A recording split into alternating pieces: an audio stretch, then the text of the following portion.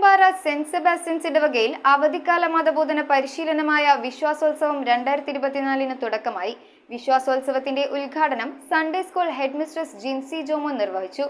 Group ആക്ടിവിറ്റികൾ, ചർച്ചുകൾ, മത്സരങ്ങൾ, കലാപരിപാടികൾ തുടങ്ങിയ പ്രവർത്തനങ്ങളടങ്ങിയ വിശ്വാസോത്സവം ഏപ്രിൽ 4 സമാപിക്കും. കോതമംഗലം രൂപത മതബോധന കേന്ദ്രത്തിന്റെ നിർദ്ദേശാനുസരണം നടത്തുന്ന അവധിക്കാല മതബോധന പരിശീലനമായ വിശ്വാസോത്സവം 2024 കീരമ്പാറ സെന്റ് സെബാസ്റ്റ്യൻസ് ഇടവകയിൽ തുടക്കം കുറിച്ചത്. വികാരി ഫാദർ അരുൺ വലിയതാഴത്തിന്റെ അധ്യക്ഷതയിൽ Sunday school head mistress Jincy Jomon ഉദ്ഘാടനം ചെയ്തു. യു ടേൺ എന്ന പേരിൽ നടത്തുന്ന വിശ്വാസോത്സവത്തിൽ കുംഭസാരം എന്ന കൂദാശയാണ് മുഖ്യ വിഷയമായി പഠിപ്പിക്കുന്നത്. വിശുദ്ധ കുർബാനയോടെ ആരംഭിക്കുന്ന വിശ്വാസോത്സവത്തിൽ ക്ലാസുകൾ, ഗ്രൂപ്പ് ആക്ടിവിറ്റികൾ, ഗെയിമുകൾ, ചർച്ചകൾ, റാലി, മത്സരങ്ങൾ, കലാപരിപാടികൾ, സ്നേഹവിരുന്ന് തുടങ്ങിയവയാണ് പ്രവർത്തനങ്ങൾ. ചടങ്ങിൽ ജോസ് കച്ചിറയിൽ, സിസ്റ്റർ ജിസ്മിയ എന്നിവർ സംസാരിച്ചു.